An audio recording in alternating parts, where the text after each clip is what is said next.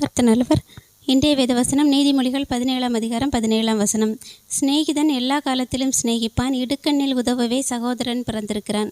இந்த வசனம் சகோதர சிநேகத்தையும் ஃப்ரெண்டோட சிநேகிதத்தையும் பற்றி சொல்லப்பட்டிருக்கும். சிநேகிதன் எல்லா காலத்திலும் சிநேகிப்பான்.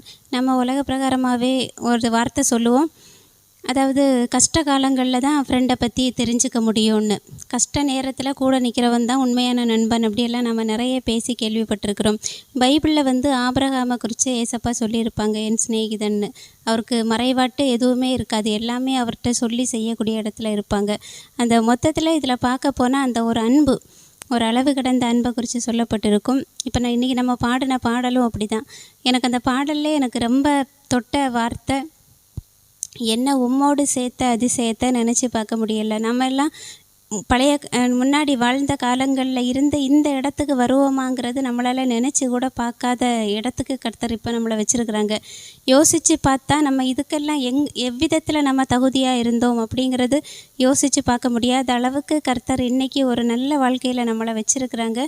உண்மையிலே அவருடைய அன்பு நம்மளுடைய இருதயத்தில் ஊற்றப்பட்டிருக்கு.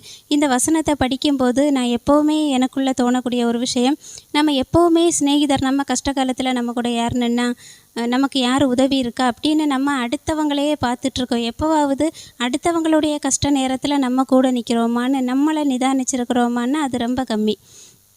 ஆனால் கர்த்தர் கிருபையால் நம்மள அநேகர் அடுத்தவங்களுடைய கஷ்ட நேரங்களில் கூட நின்று உதவுனவங்க எல்லாம் நிறைய பேர் இருக்கிறீங்க.